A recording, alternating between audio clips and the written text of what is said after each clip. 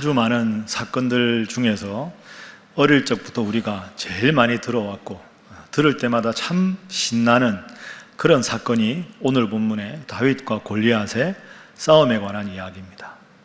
그 골리앗을 다윗이 물맷돌을 던져서 쓰러뜨리고 칼로 목을 베서 위대한 승리를 거두었다 하는 이야기지요.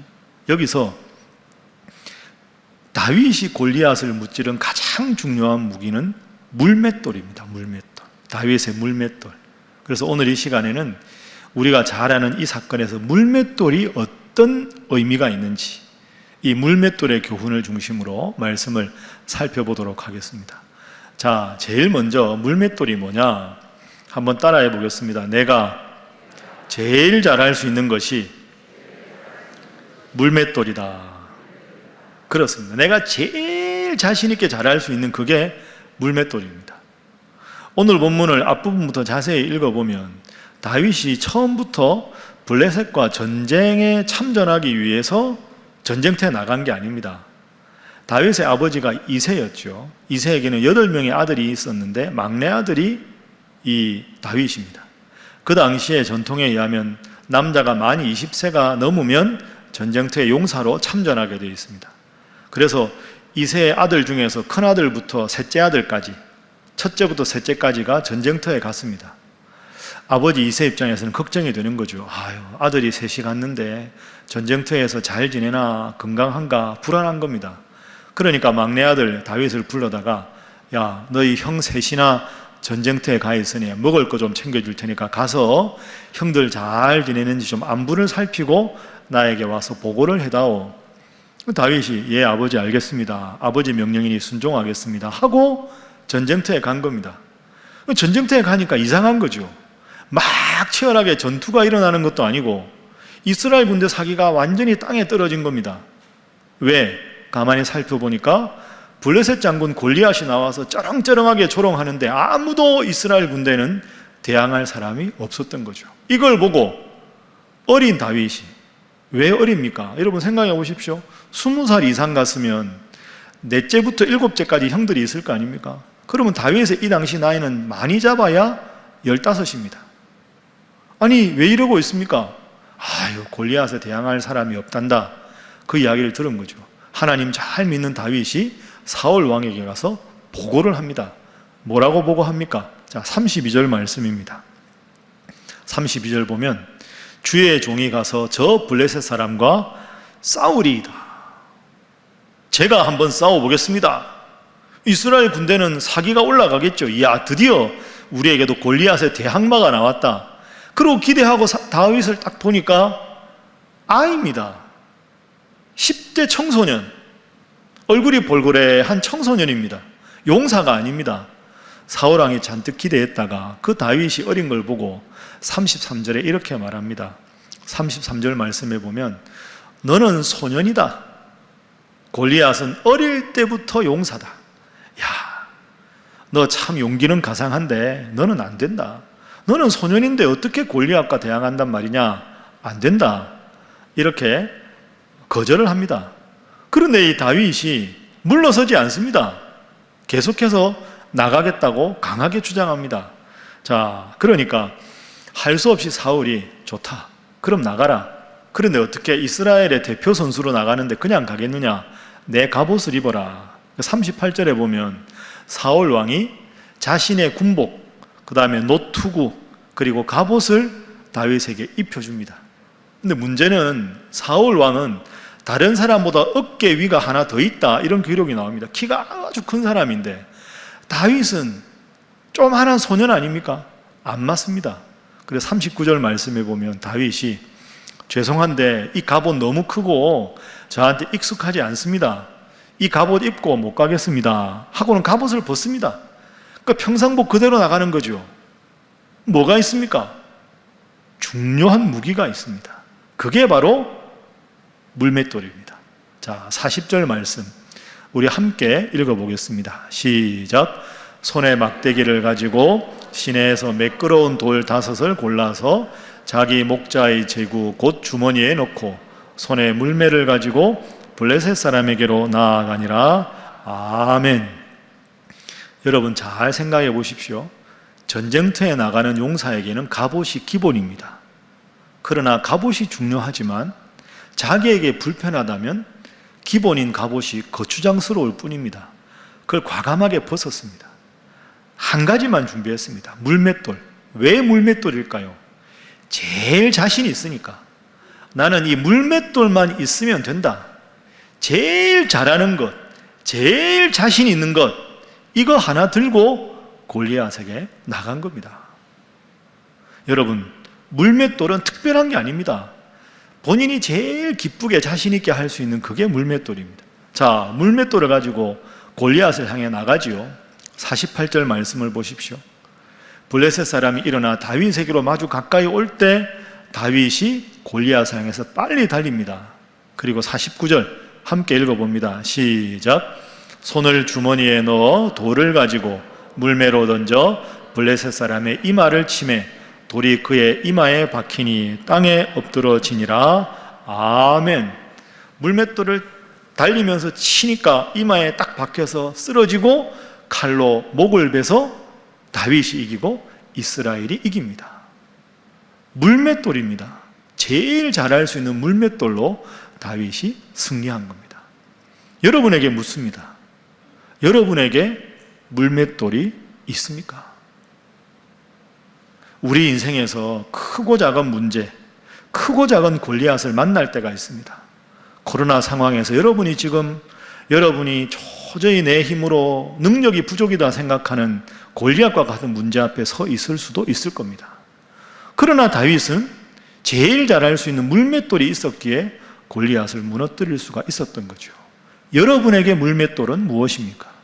여러분은 지금 신앙의 물맷돌을 준비하고 있습니까? 이것이 오늘 본문의 첫 번째 질문입니다. 여러분, 그 전쟁의 상황을 가만히 생각해 보십시오. 엘라 골짜기에 블레셋 군이 있고 이스라엘 군이 있습니다. 블레셋 군은 이스라엘 군을 보고 어떻게 생각했을까요? 저들이 섬기는 하나님을 믿고 나온 군대라고 생각했을 겁니다. 그런데 자세히 보면 이스라엘 군대가 겉으로는 하나님 군대지만 그 안에 두 부류로 나뉩니다. 사울 왕과 모든 이스라엘 군대는 껍질만 하나님의 군대입니다. 왜? 물맷돌이 없었거든요. 겉으로는 하나님의 군대인데 하나님을 믿는다고 하는데 골리앗 앞에 아무것도 할 수 없는 무기력하게 그냥 당하기만 하는 유명무실한 하나님의 군대가 사울 왕이 이끄는 군대였습니다. 그러나 그 중에 한 명이 예외가 있었습니다. 바로 다윗이었습니다. 다윗은 유명무실한 하나님의 군대가 아니라 명실상부한 하나님의 용사였습니다. 하나님의 이름을 믿을 뿐 아니라 하나님이 나와 함께 하신다는 분명한 믿음으로 물맷돌을 준비했습니다. 사울왕의 군대와 다윗을 구분하는 중요한 시금석은 바로 물맷돌입니다. 자, 여러분에게는 물맷돌이 무엇입니까? 제일 잘할 수 있는 것, 하나님 섬기는데 제일 기쁘게 평안하게 할 수 있는 것, 그게 물맷돌입니다. 어렵게 생각하지 마십시오. 저에게도 물맷돌이 있습니다.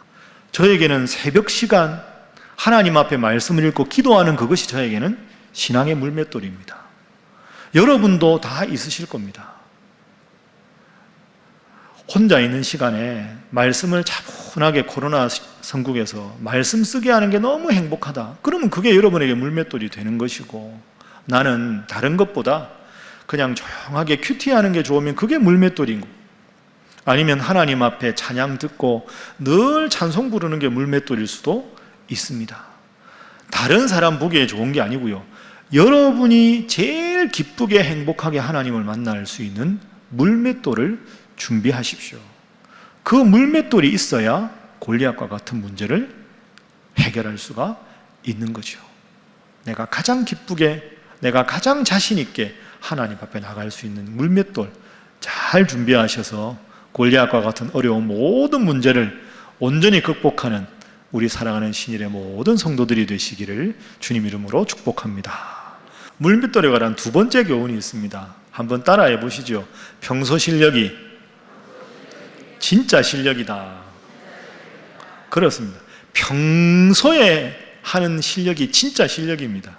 자, 평소에 물맷돌 어떻게 다윗이 연습했는가? 사울왕 앞에서 사울왕이 너는 소년이다, 골리앗은 용사인데 너 안 되겠다, 이렇게 말했을 때 다윗이 어떻게 사울왕에게 이야기하는지 한번 보십시오.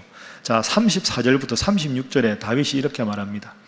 다윗이 사울에게 말하되 주의 종이 아버지의 양을 지킬 때, 원래 양치기였죠, 사자나 곰이 와서 양떼에게 새끼를 물어가면 내가 따라가서 그것을 치고 그 입에서 새끼를 건져내었고 그것이 일어나 나를 해하고자 하면 내가 그 수염을 잡고 그것을 쳐 죽였나이다. 주의 종이 사자와 곰도 쳤은즉 살아계시는 하나님의 군대를 모욕한 이 할례 받지 않은 블레셋 사람이니까 그가 그 짐승의 하나와 같이 되리이다. 아멘. 여러분, 이런 생각해 보십시오. 물맷돌로 골리앗을 죽였다, 이거 과장 아닌가? 뭐 돌 하나 맞는다고 사람이 그 거구가 쓰러지겠나? 여러분, 그렇지 않습니다. 논리적으로 생각해 보십시오. 다윗이 사자나 곰을 잡는 게 쉽겠습니까? 골리앗 잡는 게 쉽겠습니까? 골리앗을 쓰러뜨리는 게 훨씬 쉽습니다. 사자나 곰은 쏜살같이 달려오는 동물 아닙니까? 그 달려오는 동물에게 정확하게 급소를 맞춘다는 게 어렵지요. 골리앗은 지금 다윗을 얕보고 정지해 있는 상태입니다. 방심하고 있는 상태지요. 고정되어 있는 골리앗의 이마에 물매를 맞추는 게 어려운 일이 아닙니다. 그러니까 물맷돌로 다윗이 골리앗을 떨어뜨렸다는 것은 요행이 아닙니다. 한 번의 극적인 사건이 아니지요. 골리앗을 만나기 전에 이미 다윗은 사자나 곰을 무수히 처치해 보았기 때문에 이미 물맷돌의 달인이 되어 있었던 겁니다. 평상시에 물맷돌의 달인이 되어 있을 때, 하나님께서 특별한 기회를 주셨을 때, 평상시에 그 노력 때문에, 그 재능 때문에 골리앗을 잡은 것이죠. 골리앗을 무너뜨린 것입니다. 평소의 모습이 중요합니다. 그래서 이렇게 정리할 수 있습니다. 문제는 골리앗이 아닙니다. 문제는 골리앗이 아니라 평상시에 내가 얼마나 물맷돌을 열심히 연마했는가 하는 훈련에 있습니다. 여러분, 우리 생활에 그대로 적용할 수 있겠지요. 내 앞에 있는 문제가 얼마나 크냐, 얼마나 적으냐, 그게 문제가 아니라 그 어떤 문제도 이길 수 있는 신앙의 물맷돌이, 믿음이 나에게 있느냐 없느냐가 우리가 시험을 이기는 관건입니다. 평소 실력이 그것이 제일 중요하다 생각하셔서 여러분 잘 아시는 신앙의 물맷돌을 날마다 연마하셔서 그 어떤 문제 앞에서도 승리하는 여러분 되시기를 주님 이름으로 축복합니다. 그래서 우리가 일상에서 믿음 생활의 승리의 공식을 이렇게 말할 수 있습니다. 자, 평상시에 물맷돌에다가, 그죠? 하나님을 믿는 믿음이 더해지면 우리는 승리할 수 있다. 둘 중에 하나도 없으면 승리하기가 힘든 거죠. 국내에 아주 유명한 대학에서 실제로 있었던 일입니다. 아주 저명한 수학과 교수님 밑에 박사과정 수학과 학생들이 여러 명이 있었습니다. 그런데 수업해야 되는 그 시간에 부득이하게 회의가 잡혀서 교수님이 수업을 하지 못하고 회의에 참석해야 되는 상황이 생겼습니다. 가끔 대학에 있다 보면 그런 부득이한 경우가 생기거든요. 박사과정 학생들이 수업하려고 와 있는데 교수님께서 칠판에다가 아주 어려운 수학 문제를 써놓으셨습니다. 그리고는 박사과정 학생들에게 내가 1시간 정도 회의하고 다시 돌아와서 수업을 할 테니까 여러분 죄송한데 이 문제를 한번 1시간 동안 풀어보라고. 그런데 이 문제는 그 누구도 수년 동안 아무도 풀지 못한 어려운 문제니까 풀겠다고 자신하지 말고 한번 1시간 동안 이렇게 저렇게 궁리해 보는 것만 해도 훈련이 되니까 한번 열심히 한번 고민을 해보라고. 그러고는 이제 1시간을 나갔습니다. 그런데 그 수업 시간에 하필 지각생이 한 명이 있었습니다. 5분 있다가 들어왔습니다. 딱 들어와서 보니까 칠판에 수학 문제가 있는 거죠. 그런데 1시간 후에 교수님이 왔을 때 그 문제를 완벽하게 풀이한 한 학생이 있었습니다. 누굴까요? 지각한 학생. 왜 지각한 학생이 그 문제를 풀 수 있었을까요? 비결이 뭘까요? 지각했으니까. 무슨 말이냐 하면 이 학생은 앞에 설명을 못 들었어요.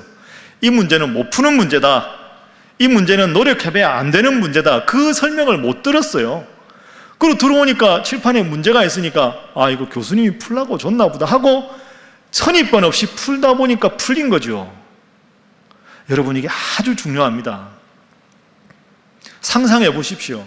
엘라 골짜기에 저쪽에서 블레셋 군대가 북을 치면서 등장했을 때 이스라엘 군대는 최선두에 서 있는 골리앗을 보고는 처음부터 이건 진 게임이다. 우리는 이길 수 없다. 저 대단한 거국 골리앗을 누가 쓰러뜨릴 수 있단 말이냐? 우리는 이미 전쟁에서 졌다. 이 두려움과 공포가 전 이스라엘 군대를 지배한 겁니다. 싸울 엄두를 못 낸 거죠. 미리 겁을 먹은 겁니다. 그런데 다윗은 와서 보니 골리앗이 빈정되고 있습니다. 여러분, 두려움과 불신앙은 엄청난 전염성이 있습니다. 안 되는 거야. 불가능해. 문제 앞에 지레 겁을 먹고 포기했지만 다윗은 그렇게 하지 않았습니다. 다윗이 뭐라고 외쳤습니까? 자, 함께 47절 읽어봅니다. 시작. 또 여호와의 구원하심이 칼과 창에 있지 아니함을 이 무리에게 알게 하리라.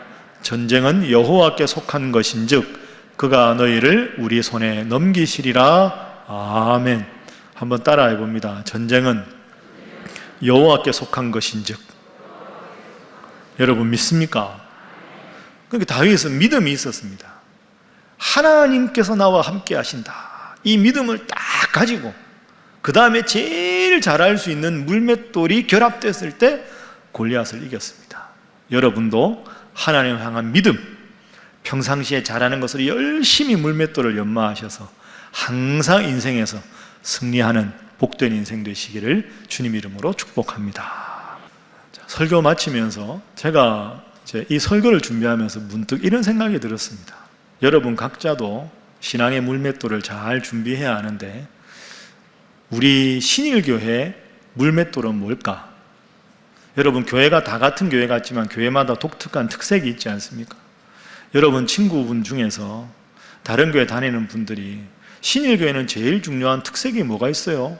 뭐가 좀 달라요? 더 쉽게 말하면 신일교회 물맷돌은 뭐예요? 라고 물으시면 여러분은 뭐라고 대답하시겠습니까? 저는 이렇게 대답하겠습니다. 우리 신일교회의 물맷돌은 하나님의 말씀입니다 하는 거죠. 하나님의 말씀이 우리의 물맷돌입니다.